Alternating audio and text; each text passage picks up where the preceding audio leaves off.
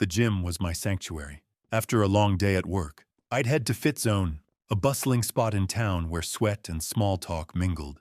The hum of treadmills, the clank of weights, the faint pop music, it was my escape. I'd been going 5 days a week for years, carving out an hour to lift weights, run, or just zone out. It wasn't just exercise. It was where I shook off stress, cleared my head, and felt like myself. The place had a rhythm, regulars nodding hello, newcomers figuring out the machines, trainers barking encouragement. Everyone followed an unspoken code: wipe down equipment. Don't hog machines. Keep to yourself unless someone invites a chat. I knew most faces, if not names. There was Mike, the guy who always wore a red bandana, grunting through deadlifts.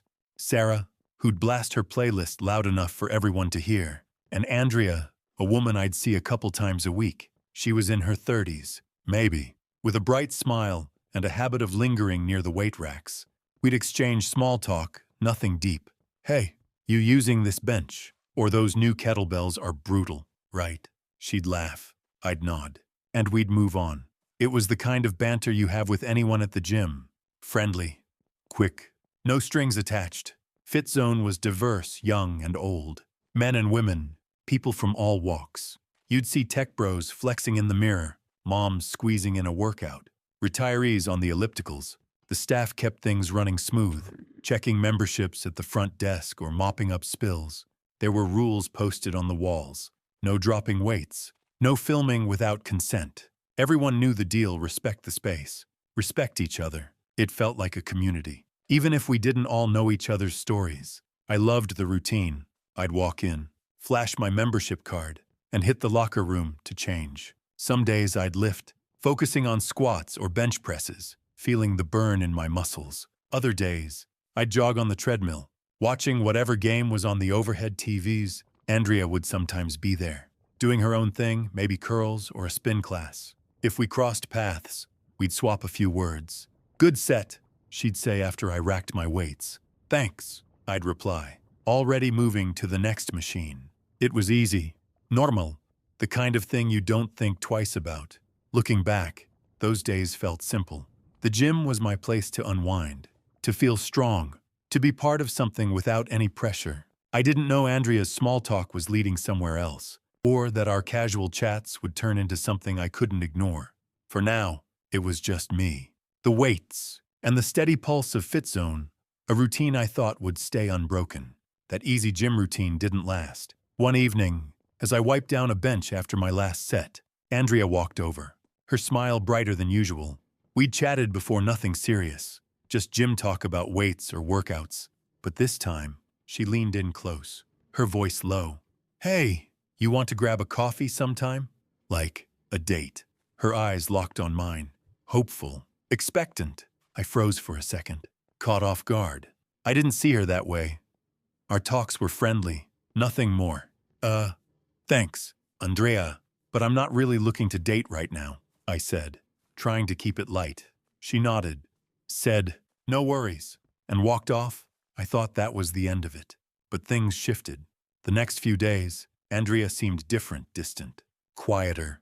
I'd catch her glancing at me from across the gym, her eyes lingering longer than before. Once, I was on the leg press, and she stood nearby, adjusting her water bottle for what felt like forever. It wasn't just that she'd hover near the equipment I used, not saying much but always there. I started getting a weird vibe, like she was watching me too closely. I told myself I was overthinking it. Maybe she was just working out, same as me. Still, it made my skin crawl a little. I tried to stick to my routine, but it wasn't the same. I'd scan the gym before picking a machine, hoping she wasn't nearby.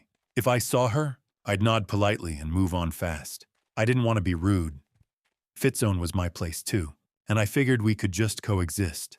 But her stares kept coming. One day, I was racking weights, and she walked by, slowing down, her gaze fixed on me. Everything okay? I asked.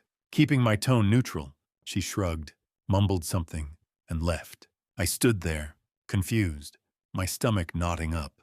I just wanted the gym to stay my safe spot, where I could lift and leave without drama. I didn't know why Andrea was acting this way. Had I led her on somehow?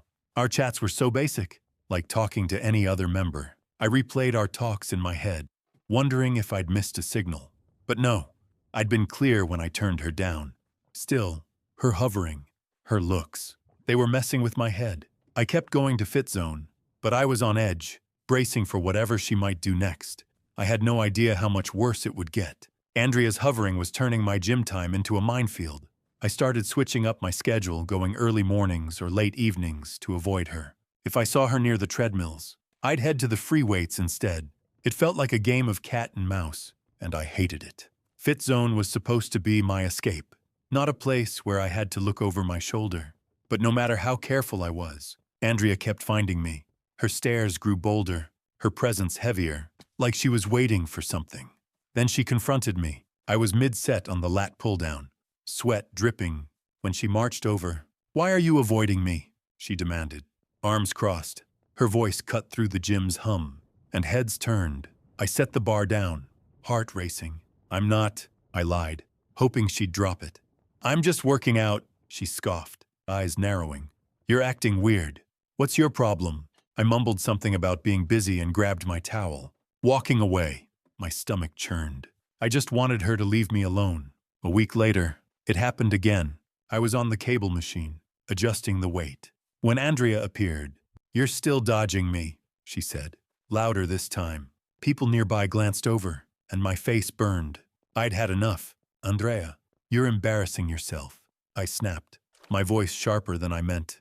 Her jaw tightened. Without a word, she stepped forward and put her foot on the weight stack, pinning it. I yanked the handle, but the weights slammed down, clanging loud enough to make the room go quiet. She smirked and walked off. I stood there, shaking, anger mixing with guilt. Had I been too harsh? That night, I couldn't stop replaying it. Maybe I'd overreacted, but her stunt with the weights wasn't just annoying, it was dangerous. A few days later, she cornered me again near the lockers. "Look, let's start over," she said, her tone soft but pushy. "How about that coffee?" I blinked, stunned. "I already said no," I replied, firmer this time. She rolled her eyes. "You need to grow up," she spat, then stormed off. I felt like I was losing my grip on Fit Zone. Was it even safe to keep going? I didn't know, but I couldn't let her ruin my routine. Andrea's actions left me rattled, and I couldn't shake the question. Had I gone too far by calling her out? I needed perspective. That night, I sat at my laptop, opened Reddit, and poured everything into an AITAH post. I titled it, AITAH, for telling a woman at the gym she's embarrassing herself.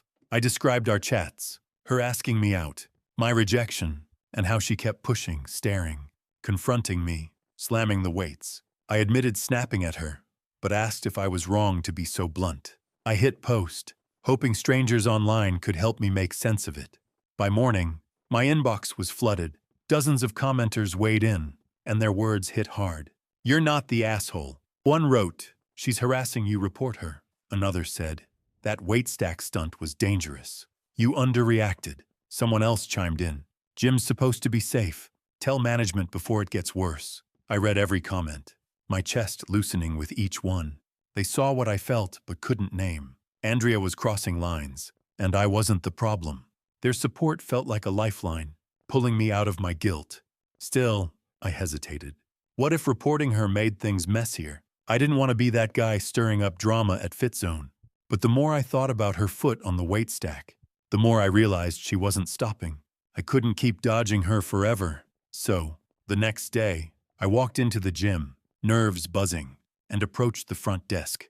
The manager, a guy named Tom, listened as I explained everything: Andrea's confrontations, her second push for a date, the weight stack incident. "She's making it hard to feel safe here," I said, my voice steadier than I expected.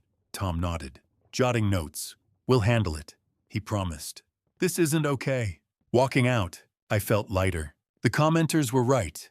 I'd done the right thing, but a small part of me still wondered if I'd been too harsh, if I could have handled it better. I didn't know then that Andrea wasn't done, that she'd push things even further. For now, I clung to the relief of being heard, hoping the gym could go back to being my sanctuary. Reporting Andrea gave me some peace, but it didn't last. 2 days later, I was back at Fit Zone, determined to reclaim my routine. I hopped on a treadmill, cranked up the speed. and fixed my eyes on the TV overhead, a basketball game, loud enough to drown out the gym's buzz. I wasn't looking for trouble, just a good run to clear my head. But then Andrea appeared. She strode up, her voice piercing through the game's commentary. "Hey, we need to talk," she shouted, standing inches from the treadmill. I kept my gaze on the screen, pretending not to hear. I'd learned my lesson. Engaging only made things worse. She didn't stop. Her voice grew louder, sharper, demanding I answer. My heart pounded. Not just from the run. I turned up the treadmill's volume, hoping she'd take the hint. Then, out of nowhere, she reached over and yanked the safety tab, the red clip that stops the machine if you fall. The treadmill screeched to a halt, throwing me forward. My feet tangled, and I slammed into the control panel, my chin scraping the edge of the TV screen. Pain shot through my face as I stumbled, catching myself on the handrails. The gym went quiet, eyes on me. My cheeks burned with embarrassment. I touched my chin, wet with a trickle of blood from a raw scratch. Andrea stood there, arms crossed, unfazed. "You okay?" she asked, like it was nothing. I didn't answer, just grabbed my water bottle and marched to the front desk, my legs still shaky. Andrea trailed behind, talking fast. He was zoned out, staring into space. She claimed, "I thought he was having a seizure or something." I ignored her and faced the desk clerk, Lisa, a calm woman who'd always been kind. "She pulled the safety tab while I was running," I said, pointing to my chin. "This happened because of her." Lisa's eyes narrowed as she looked at Andrea. "Let him finish," she said firmly. I explained how Andrea had been harassing me, how this was just the latest stunt after the weight stack incident. Andrea kept interrupting, repeating her fugue state story. But Lisa shut her down. "Your membership card," Lisa said, holding out her hand. Andrea hesitated, then handed it over, muttering about unfairness. "You're suspended for a month," Lisa said. "Leave now." Andrea stomped out, and I let out a breath I didn't know I'd been holding. Later, I met my friend Jake at a coffee shop. I told him everything, the fall, the pain, the crowd staring. "I feel stupid for ignoring her, but what else could I do?" I said, rubbing the bandage on my chin. Jake shook his head. "She's out of line." "Man, you did right reporting her." His words helped, but I was still angry at Andrea, at myself for feeling exposed.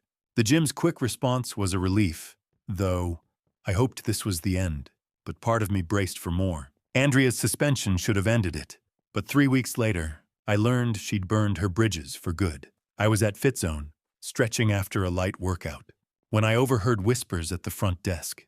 Curious, I lingered nearby and caught the story from another regular, Carlos. Apparently, Andrea had shown up, demanding her membership back. Lisa, the same clerk who'd handled my complaint, asked for her card to review the suspension. Andrea lost it. "You can't keep me out," she yelled, her voice echoing. Then it got ugly. She called Lisa the N-word and a B-word, spitting venom. Lisa stayed calm, took the card, and said, "You're done, permanently banned."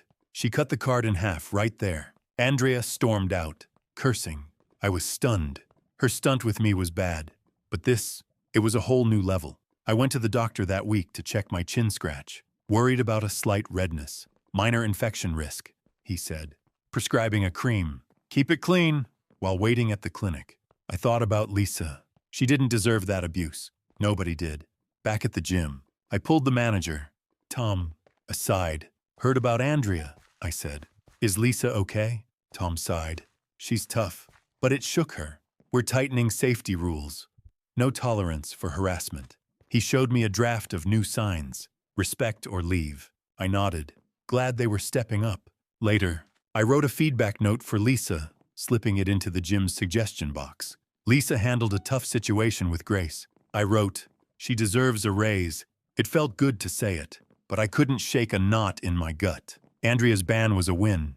I wouldn't see her at FitZone again. Watching her card get sliced felt like justice for the treadmill fall. The weight stack, all of it. But her racial slurs left a sour taste. This wasn't just about me anymore. Lisa had taken the brunt of Andrea's rage, and I hated that my conflict had led to her pain. Over coffee with Carlos, I got more context. "Andrea's pulled stuff before," he said. "Pushed a guy to spot her. Got mad when he said no." It made sense she had a pattern. That night, I joined a gym safety group chat. Tom started. A mix of members brainstorming ways to keep FitZone safe. More staff on the floor, I suggested. Others chimed in with ideas like panic buttons or training. It felt right, like I was helping fix what Andrea broke. I was relieved she was gone, confident the gym was taking charge, but still uneasy about how it all went down. The fallout with Andrea lingered, but 2 years later, I've found my footing. I left FitZone behind and joined Corpulse, a new gym with a zero-tolerance policy for harassment. The vibe here is different, stricter rules, more staff on the floor, and a real sense of community. I feel safe again, like I can lift weights or run without watching my back.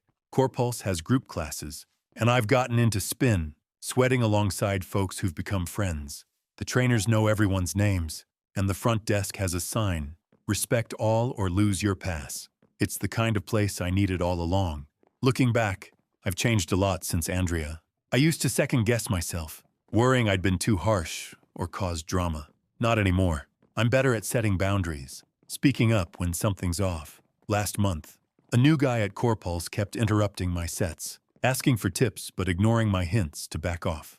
Instead of dodging him, I said, "Hey, I need to focus. Let's chat after." He nodded. No hard feelings. It felt good calm. Direct, no guilt. I wish I'd handled Andrea that way, but I've learned. I stayed in touch with FitZone's staff, mostly through texts with Lisa. She told me Andrea faced trouble elsewhere, harassing another gym member, got her community service and a fine. Hearing that didn't surprise me, but it closed a chapter. I don't hate her. I just want her to stay out of my life. Lisa's doing great. By the way, she got promoted to manager. I sent her a congrats note, thanking her again for how she handled Andrea's outburst. Knowing she came out stronger makes me smile. At Corpulse, I joined the member council, a group that meets monthly to talk safety and community. I pushed for clearer harassment policies and staff training on de-escalation. It's my way of giving back, making sure no one else deals with what I did. One day, I saw a new member, a shy kid, hogging a machine without realizing it. Instead of glaring, I walked over. "Hey, quick tip," I said. "Wipe down and share when it's busy." He grinned, thanked me, and we ended up spotting each other. Moments like that make the gym feel like home. I'm grateful for the lessons, hard as they were. Andrea's chaos taught me to trust my gut, stand my ground, and value places that prioritize respect. Corpulse isn't just a gym, it's proof I can move on, build something better, and help others do the same. I'm not the guy who doubted himself on Reddit anymore. I'm stronger, shooter, and ready for whatever comes next.